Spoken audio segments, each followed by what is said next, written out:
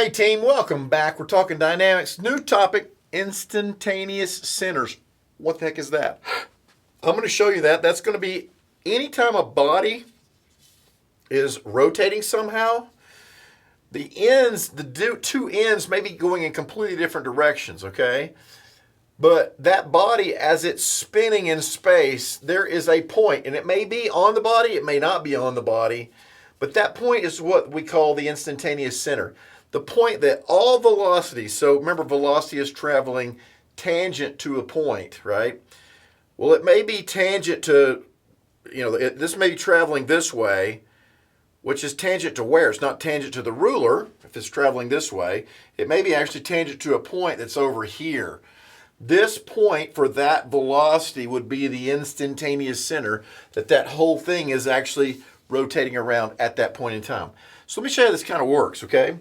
So I'm going to put this, my meter stick here. Is this a meter stick? No, it's America. This is a yardstick right there. It's 36 inches, boy. Okay? I'm going to put this on the board, and I'm going to just kind of put it like that, okay? So what you can say is, as I slide this like this, right? I'm sliding down the bottom rail and down the wall over there as I slide, okay? As I slide over here, this end is going to be going like that, okay? This end is going to be going like that. Hard to explain, turns out, with the marker lid in your mouth. Okay, now, put the marker lid where it goes. Okay, so always perpendicular to this point here, at the end of this guy, if I come out this way, perpendicular from that guy, and this one, perpendicular. Right, there is some point in space right there that at this exact time is the instantaneous. That's where this thing, as it slides around here, at this exact moment, that's where the instantaneous center is. So let's drop it down a little bit. Well, where is it now? Okay, this is still going down. So perpendicular to the end is here. Okay, and this is still going this way. Okay, and perpendicular to this end is over here. Now that is the instantaneous center of this rotation at this exact point in space. So you can see as this thing is changing positions as it's sliding, one end is sliding that way, one end is sliding down. As those two ends are changing positions relative one to the next, they're tied to each other, right? That center point is actually changing, okay? It's constantly changing. And that's why it's called an instantaneous center. It is the center of the rotation. If I took a snapshot of it at that point in time, that's where the center is, right? So that's what we call this kind of snapshot dynamics, okay? We could write an equation probably, well, I know we could, that could define where that center is at any point in time. But what we do on this is we're looking, most of the problems in the book are snapshots, right? Take, for instance, this problem here. Now, we've got two linkages. They're tied together. This is a relative motion problem, right? One of them slides, the other one has to move relative to this one, okay? As this slides over here, this bar is going to rotate like that. Okay, there's going to be some omega, we'll call it OA for bar OA. And then this one here is going to actually rotate this way, isn't it? As it goes, something like that. This is going to be omega for AB, right? As a matter of fact, that's what we're looking for. We're looking for AB and OA. We're also looking for what is the velocity of point A. But we're looking for it really at that exact snapshot in time, okay? Where this is 45, that is 45, this linkage here is 0.6, and well, as a matter of fact, if that's true, then this right here has to be 90, doesn't it? Okay? So we're going to try and find the instantaneous center of this. Remember, and we can find that pretty easy. Now, once we have the instantaneous center, this is the equation to solve for these things, okay? Now, there's no need for vectors in this because everything is perpendicular to each other. It's kind of like back in statics when we had force times distance, right? The distance was always perpendicular to the force, right? And in that case, I didn't need to break a force into components. I just needed to multiply the force times the perpendicular distance, and I was done. This is the same kind of concept with velocity, okay? And so R, remember R is a position vector. It's how you get to grandma's house. It's how you get from this point to that point, right? And IC is the instantaneous center. This is always the start, okay? And that's always the finish in relative motion, if you remember. And so this is point A over with respect to the instantaneous center, okay? Which is some point in space, which we could probably find, okay? So let's see if we can make that concept, that equation, work on that problem, all right? Now, number one, okay, what do we know about the velocity of point A, okay? Is it maybe here?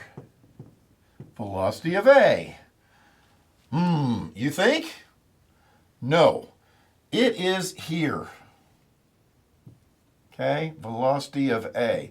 It's straight down that linkage there at this exact moment. Why do I think that? Because it's pinned here, so it can't have a component in that direction because it can't accelerate in that direction because the bar can't get any longer, right? So this is a no-no. No, thank you. Okay? So our velocity is going to be straight perpendicular, since this is a 90-degree angle, perpendicular there, okay?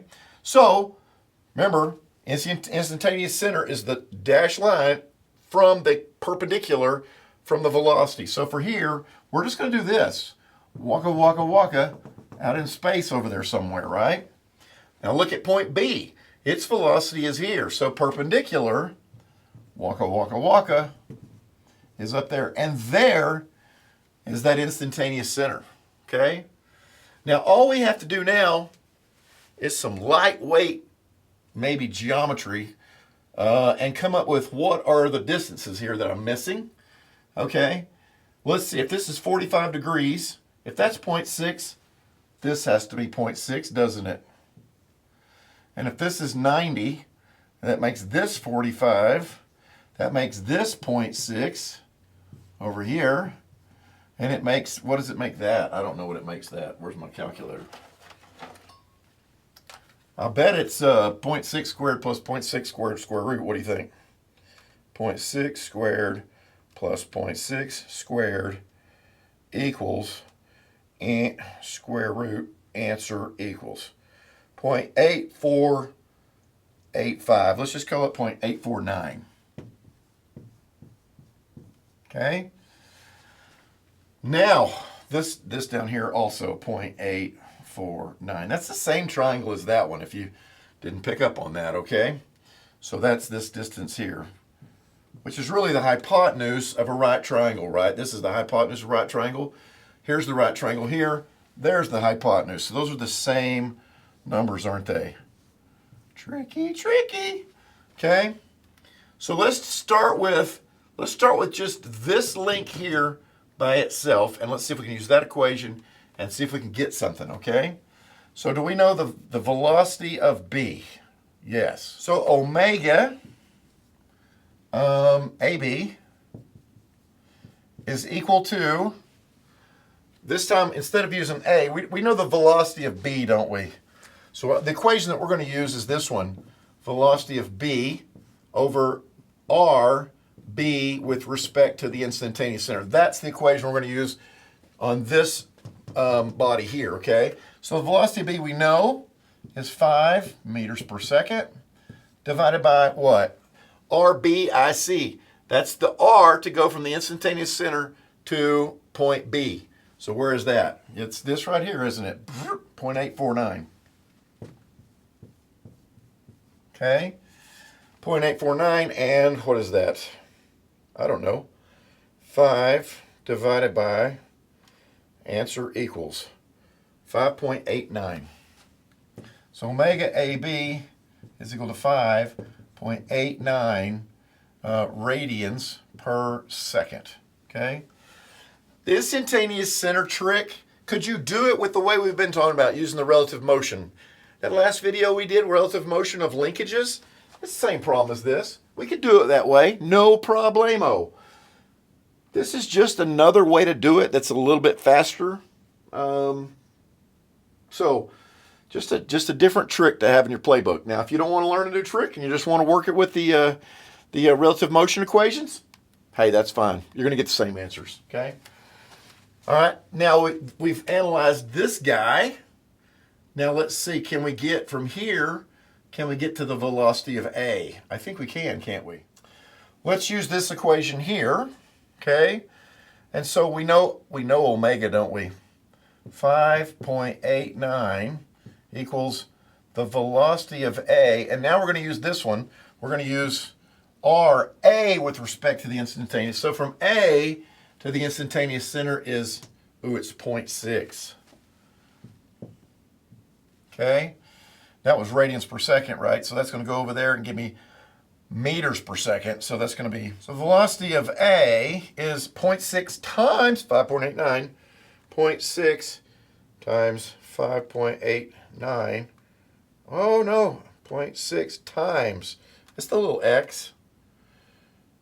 5.89. How about 3.53? That makes a lot more sense, doesn't it? Okay. Now we got one more thing to find, and that is what is the omega of this bar right here. Okay. I think we can do that pretty easy. So omega OA is equal to the velocity of A, 3.53, divided by R. So how far is it from R to that, to the acceleration? Well, it's just going to be 0.6.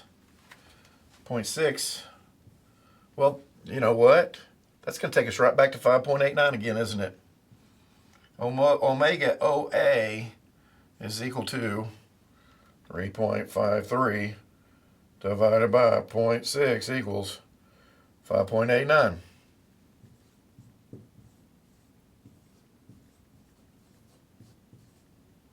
And there's the last thing we're looking for, okay? So I hope you understand what an instantaneous center is. It's just another trick to solve these relative motion problems. Will our old way work? Yeah, it will. Is this way faster? Yeah, probably.